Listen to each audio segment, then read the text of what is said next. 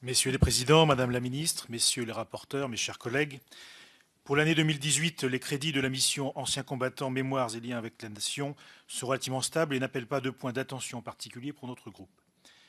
Lors de son dernier budget, le gouvernement précédent avait pris plusieurs engagements en faveur du monde combattant en matière de dispositifs fiscaux et de revalorisation des pensions.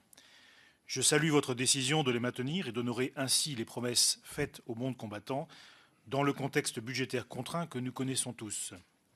Je songe notamment à l'augmentation de la retraite du combattant, dont le point d'indice était gelé depuis 2012, ou encore celle concernant les harkis. Il s'agit de mesures justes et attendues de longue date. Je constate également le soin apporté à la situation des anciens supplétifs et des conjoints survivants. Le monde combattant attend désormais de votre part des engagements de revalorisation sur les années à venir. La mission ne se limite pas au seul droit à la réparation, elle veille aussi à perpétuer le devoir de mémoire. Il faut en effet souligner l'attention portée par le gouvernement aux cérémonies de commémoration organisées pour célébrer le centenaire de la fin de la Première Guerre mondiale. Une année riche de rendez-vous et de commémorations importantes nous attend.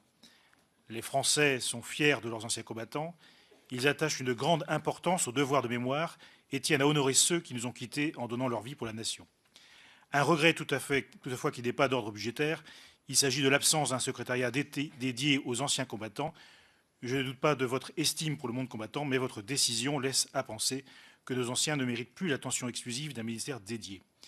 Permettez-moi enfin de terminer mon propos sur le service national universel promis par le président de la République lors de sa campagne. Il n'est certes pas prévu dans le budget pour l'année 2018, mais d'ores et déjà, il est important d'en discuter. Lors de la campagne présidentielle, Emmanuel Macron a estimé le coût annuel de cette mesure entre 2 et 3 milliards d'euros par an. A contrario, la Commission des affaires étrangères et de la défense, dans un rapport d'information publié en juin dernier, a évalué son coût à 20 à 30 milliards d'euros sur 5 ans. Outre les questions matérielles, juridiques et budgétaires qu'induit une telle mesure, je m'interroge véritablement sur ce rapport coût-bénéfice.